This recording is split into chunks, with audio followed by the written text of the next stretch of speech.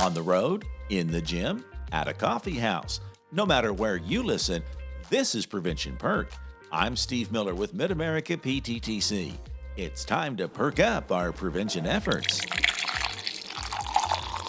My guest today is Samantha Sherman, the Prevention Resource Center Director at Community Partnership of the Ozarks. She leads a team that provides substance use prevention, TA, and works tirelessly to reduce stigma, suicide, and improve mental health awareness. Well, welcome to the Prevention Perk, Samantha Sherman. We're glad to have you here today. We always kind of start our conversation in the same manner. Could you tell us a little bit about your path to prevention? Sure. And thanks, Steve, for having me here today. I'm excited to chat with you. So my path to prevention it starts out kind of like every social work student starts out, where they just say, oh, I wanted to help people. But really, truly, that's kind of where my heart and my vision was in high school when I was preparing to go to college. So that is why I went and got a social work degree. And within my time getting my social work degree, I did a practicum my senior year for 500 hours at Community Partnership of the Ozarks, which was where I currently work and do prevention. But within that practicum, I was just doing school social work things, which is awesome, but it's not like classic prevention things that I was doing there. And I loved my time with CPO, and then I graduated and I got a job working within the juvenile justice system and working with youth that were supposed to probably go into jail or something like that, and instead they got to go into this kind of rehabilitation center sort of thing. And I was only there for a couple months, and I said, this is not for me, and I want to be doing something that kind of gets ahead of this before anyone ever gets to this point. Especially I'm seeing these kids that were like 15, 16, 17 years old that were already so wrapped up in drugs and alcohol. And so anyway, I reached back out to my old practicum supervisor and I said, does CPO have any job openings? And the one that they did have was to be a prevention specialist and then to also help coordinate their mental health programming that they were doing. And so I applied and I got it without even fully realizing what my job was and what prevention was. But I was just excited to do it. And so that was my path to prevention.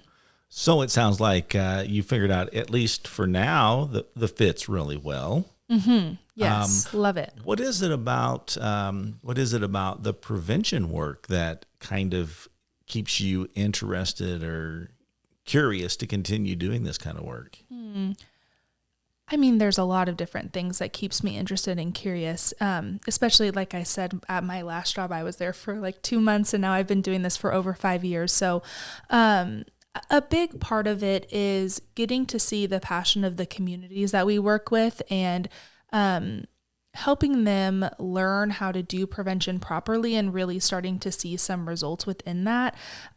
Hearing stories from kids that they love the training and that it's teaching them the tools that they need to say no to using drugs, or how to have these tough conversations with their parents, or teaching parents how to have these tough conversations with their kids. It's very rewarding.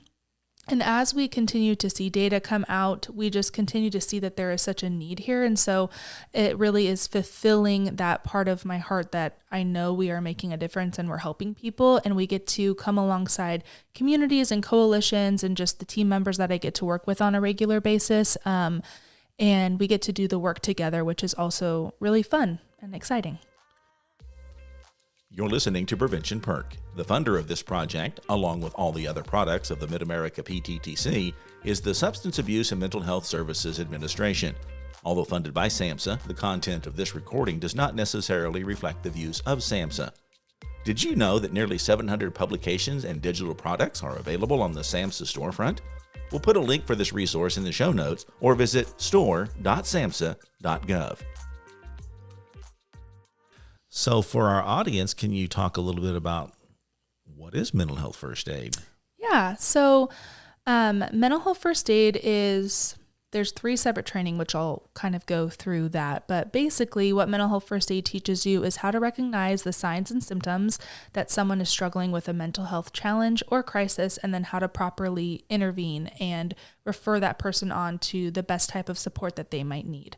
So Within that, to kind of dig a little bit deeper, basically there is a youth mental health first aid, which is for adults that work or interact with youth. So they would learn how to help youth through some type of mental health challenge or crisis. There's also adult mental health first aid for adults that would want to help adults with that. And then there's teen mental health first aid, which is a peer-to-peer program where we're teaching teens, specifically sophomores through seniors, how to help someone around their age, someone within the adolescent development period, how to help one another and reach out to their friends. And within that, we also teach them how to recognize within themselves if they are struggling too. So that's kind of a brief synopsis of what those 3 different programs entail. So when you say we help someone, who's the someone that's the mental health first aider? Is there a certain criteria, or do you have to have a background to be a mental health first aider? Great question. So no, truly, the whole reason why this training came about is so that literally anyone can help someone. There's not going to be a counselor on every single corner. So the whole goal of mental health first aid is that we are training anyone and everyone so that everyone can help their friends, their family members, their neighbors, someone in the grocery store, whoever it might be. So no, there are no qualifications involved, except for if you're going to go through youth or adult, you need to be an adult. So above the age of 18. And then if you're going to go through teen mental health first aid, you need to be within that sophomore to senior age within high school. But other than that, nope, just please attend the program because it's very important. So the teens themselves, if I'm a sophomore, junior, or a senior, can actually become a mental health first aider. And is it help themselves, or is it helping their classmates? So kind of the general intention of the training is that they're learning how to help their friend. Even within the action plan, one of the steps is help your friend get connected to an adult. So that's kind of the general direction that we talk about when we are training them. But as we do go through the training, we also say, like, why don't you come up with a list of adults that you would feel comfortable talking to if you were struggling? Or when I'm talking about different resources or even different warning signs to look for, I also have them recognize that within themselves. And at the end of every training that we do with the youth, especially because it is such a sensitive topic that we're talking about, they fill out this thing called an exit ticket where they notify if they feel like they need to talk to an adult and be checked in on after that training that day. And in that offers an opportunity for them to get help for themselves or for a friend. So to kind of go back to your original question, yeah, we're helping a friend, but kind of within that, we're also recognizing that we need help too sometimes. So I'm curious, in any of those, so you said there's a teen, a youth, and an adult mental health first aid.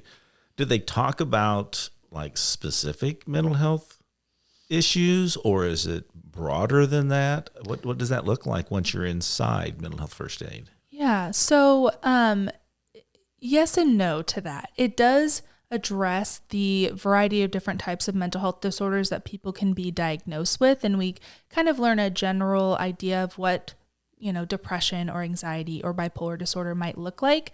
And we, within all 3 of those trainings, we explore that, but we are not teaching people how to become counselors or how to diagnose someone after that training. So that's not really the ultimate goal or focus. We are mostly teaching them how to see general warning signs that someone is struggling with their mental health. So what are some certain things that you might see? What are some behaviors that they might be doing? What are some feelings that they might be feeling, no matter what type of mental health disorder they're experiencing or mental health challenge they're experiencing? So yeah, we do talk about mental health disorders, but it's more just in general, those signs to be looking out for. So we never know who is listening in the audience. They may have some familiarity with mental health first aid, or they may not, but they might know of other programs. And I'm curious, I mean, I have heard names like QPR, question, persuade, refer, or signs of suicide. Are they all similar? I mean, can you speak kind of what might separate those other programs from mental health first aid, or how they differ in their approach? So QPR is, like you said, question, persuade, refer, and same QPR, signs of suicide, ask, listen, refer. There's a lot of different trainings that have come out, and they're amazing. Most of them are a lot more focused specifically on suicide. So, which is awesome and very needed. Specifically, like QPR, for instance, is around an hour and a half, and it's very much focused on how can we help someone through a suicide crisis.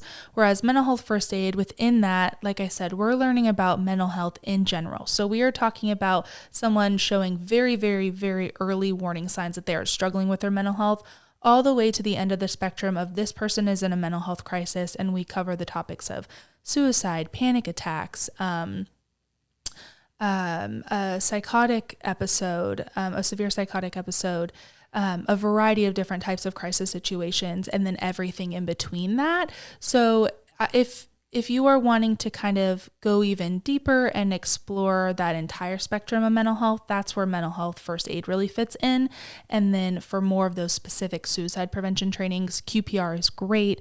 But there are a lot of different things out there that I think are super beneficial. So one of the things that, since we primarily focus through the PTTC on substance misuse prevention, is that a component of any of those mental health first aid trainings? Yes. So substance use is a very big focus within youth mental health first aid and adult and teen mental health first aid, which is great. The reason being is because substance use disorder is a mental health disorder. So that is one of the things that we talk about. And, you could talk about what comes first, the chicken or the egg. Did someone have a substance use challenge and then it developed into a different mental health disorder because they were using substances, so then they started having anxiety or depression? Or do they have anxiety or depression, and to cope with that, they started using drugs and alcohol, and so then they also got a substance use disorder? So that is a big thing that we talk about, and how a lot of those co-occur, and how to help someone if that is something that they are struggling with.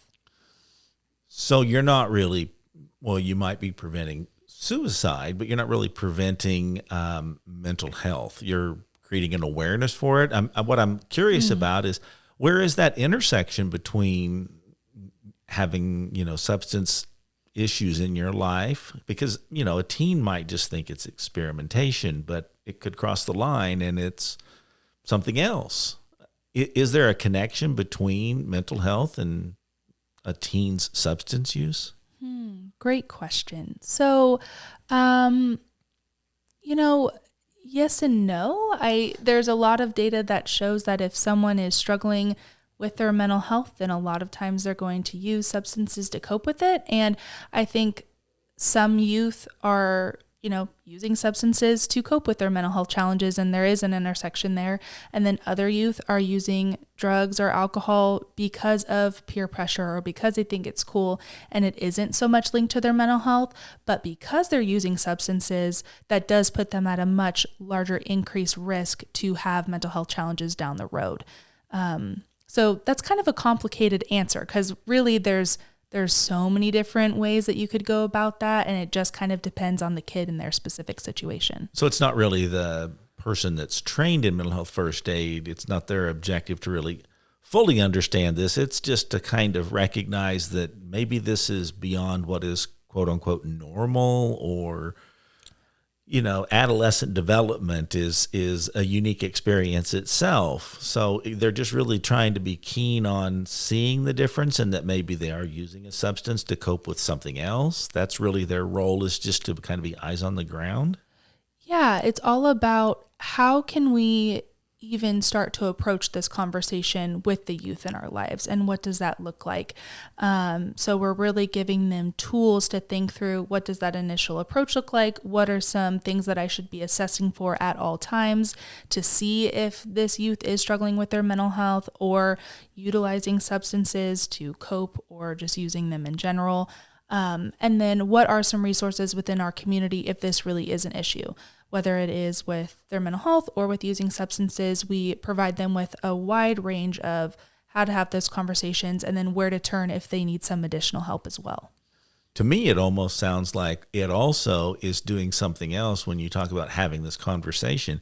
You're really trying to break through a stigma that maybe is associated with a mental health issue or a substance misuse disorder. Is that also a part of what this training process is? Yes. So we really want to bring the facts behind mental health, because I do think that there's so much stigma regarding mental health, and people just not fully understanding that how much people are really struggling, and that it's a lot of times it's not youth. It's not just youth using because they have this rite of passage, but it really is because they are in pain and they really needed something to cope with, or because they really are addicted.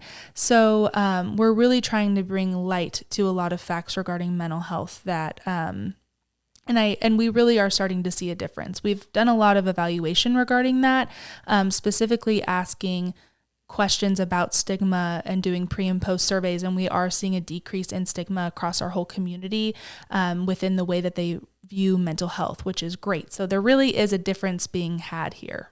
So you've really been doing this. I guess you were hired in, you said 5 years ago, to kind of help lead this initiative. You are seeing, that's a lot of work. It sounds like you're seeing some success, not only in maybe the reduction of some stigma, but what other things have you maybe seen that are success stories from this effort? We hear a lot of success stories, which is awesome.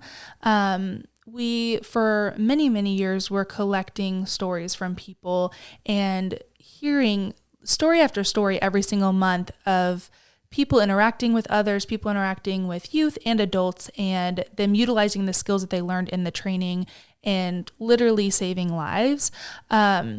Recently, I was hearing my boss actually talk about a story that he experienced where he provided a training, and, we go through the whole process of how to have a conversation with someone who might be considering suicide.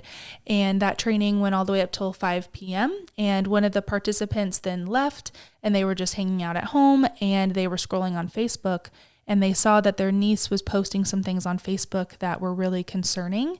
And because of that training, she would not have thought anything of those posts, but she went ahead and contacted her niece, and apparently her niece was considering suicide and had a plan to attempt the next day. And because that aunt reached out after learning those skills of mental health first aid, she literally saved her niece's life. And so anyway, very, very, very powerful. And that's just one example of stories like that we have heard a lot with mental health first aid.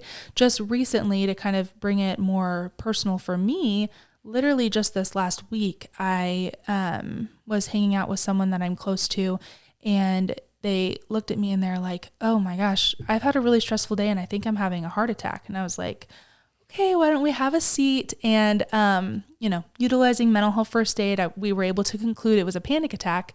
And I was able to use all of the de-escalation tools that I've learned within that class, and that I teach now on a regular basis to people, and helped them de-escalate and calm down and kind of get a hold of that. And we got them into some counseling and things of that nature. So that is just like one simple story of how you use these tools all the time and how you really never know when you're going to need those tools. Like, I'm sure that woman did not plan on reaching out to her niece that night to have a conversation about suicide, but she did, and thank God she did. So, and same with me. I'm really glad that I knew how to help my friend through that panic attack, because I would not have known how to do that before I had gone through mental health first aid. So it sounds like, someone's getting trained is what mental health first aid does, but it's really changing the community. In 5 years, I'm certain that you've trained a number of people in your community, or is there an area that you're targeting?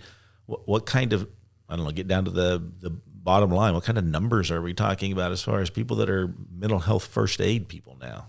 Awesome. So yes, we train specifically Southwest Missouri. So we focus on 21 counties within Southwest Missouri, but this training is happening all across the state and all across the country.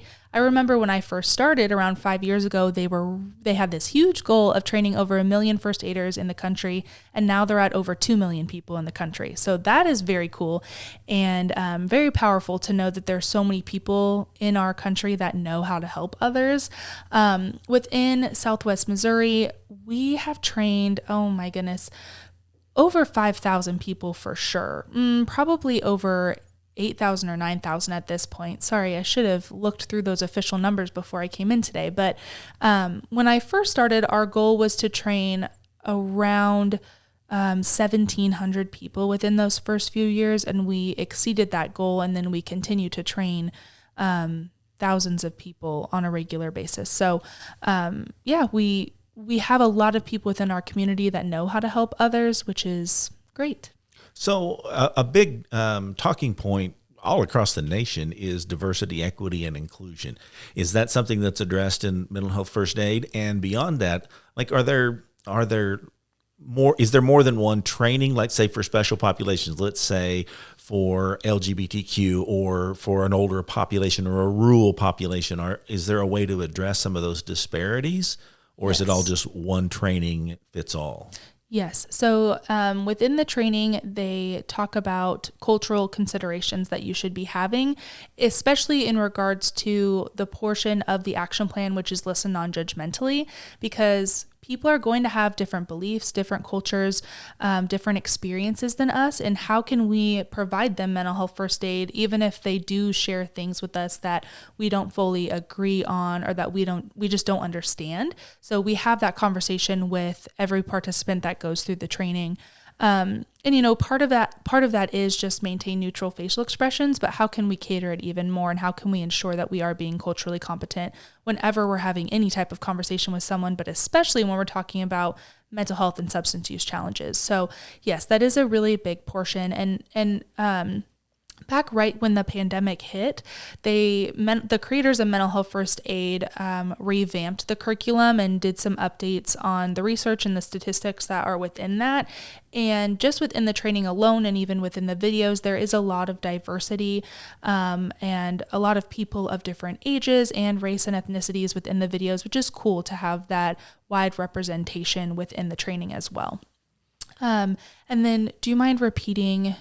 Well, I just wondered, so there's a standard curriculum, as I understand it, yes. But is there some component of it that reaches different targeted audience? Let's say I live in a rural area, or that you're talking about teens or youth, young adults.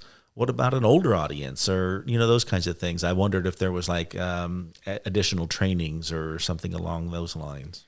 Yes. So there are, specifically with the adult mental health first aid. With the youth mental health first aid, it is kind of more generic for now, but with the adult mental health first aid, there are other modules that get added on for specific populations. So there's an opportunity to go to an adult mental health first aid for older adults. So you're going to get the bulk of the regular adult mental health first aid training, but there'll be extra information on statistics regarding older adult mental health, and how to specifically help people within that population, and some extra tools to have after you leave that training. There's one for higher education. So how can we specifically be helping college students? Because that is a unique population that have their own unique experiences and struggles. There's one for public safety, because again, they have their own experiences and struggles, and so how can we specifically be helping people that are, law enforcement and things like that? So yes, there are specific ones that you can go through. What I will say is, since this was sort of recently revamped just a few years ago now, they still have some of those modules that haven't been fully updated, but I know that they're working towards that. And yes, like you said too, they do have one for rural communities. So there's a wide range. So if you are interested in that, I recommend going to the National Council for Mental Wellness's website, and you can see all the wide range of different specific populations that they offer that to. So you mentioned a few moments ago, you said listen non-judgmentally, and I think you said it was an action plan. What's the action plan? So within every training, within the youth mental health first aid and the adult mental health first aid, we learn the same action plan and then how to cater it towards that specific population. But what it is it's nonlinear, but the best way to remember it is through the acronym ALGE. This was originated in Australia, so that's why they came up with that. But it stands for Assess for Risk of Suicide or Harm, Listen Non-Judgmentally, Give reassurance and information, encourage appropriate professional help, and encourage self-help and other support strategies. Along with that, I like to picture a little small a above the big A, which is approach. We talk a lot about the approach and how to have that initial conversation with someone, but that big one, right in the center of the circle, is assess, because we are always assessing for risk of suicide or harm if we are providing mental health first aid to somebody. So you said two kinds of evaluation, right? One's like professionals and the other's self-help, Yes. encouraging self-help. So that's helping, you're teaching or helping someone, like your friend, you helped them with their anxiety, panic attack that they were having. That's kind of a self-help strategy, I would imagine.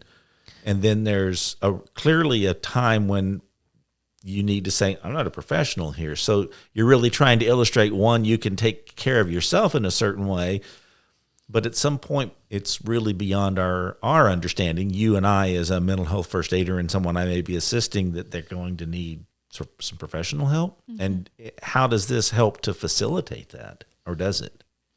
So within the training, we're teaching them how to talk through different ideas for self-help strategies. Let's think through what are some different activities, what are some different people or different groups that are in the community that can help build your mental health, or that are helpful if someone is kind of on those early stages of a mental health challenge. But then, yes, within the training, we are teaching people how to explore those professionals and what that looks like, and also what different types of therapy are out there. And even though we're not providing that therapy, it's still helpful for us to be knowledgeable about what that looks like and what can be offered, so that as we're helping someone else navigate that, we can kind of be alongside them on that journey.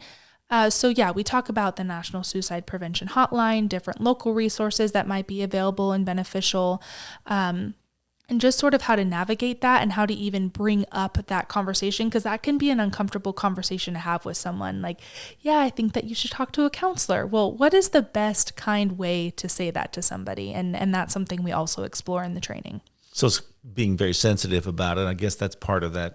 I asked earlier, diversity, equity, inclusion, really understanding people for who they are or where they're coming from, and just being aware of the fact that no two people are the same. So probably no two situations with mental health are the same. Right. Yeah. And that is why that action plan is nonlinear, because it really does have to adjust to every single person's situation. You're listening to Prevention Perk. Learn more about mental health first aid from the National Council for Mental Well-Being.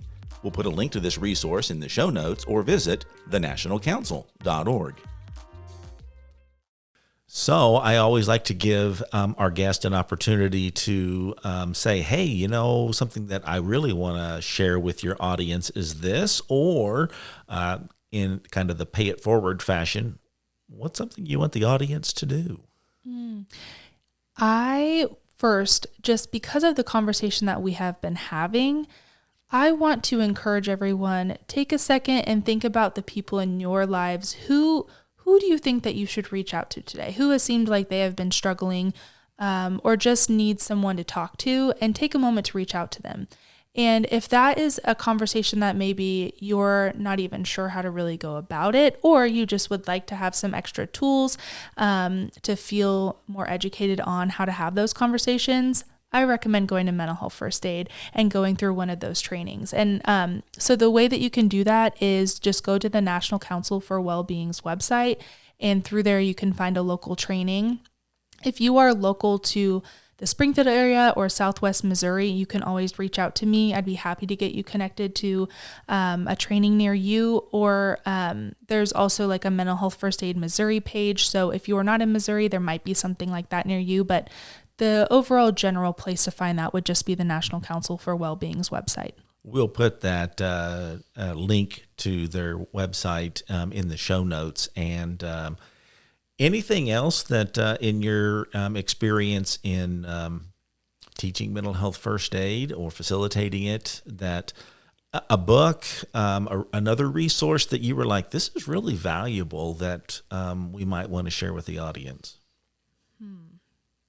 One thing that I do suggest when I teach mental health first aid are those other trainings that you also recommended or that we talked about here. So QPR, like that question, persuade, refer, or signs of suicide, or whatever you can find local to you, especially if you feel like you don't have many hours to dedicate, because mental health first aid is a full day training.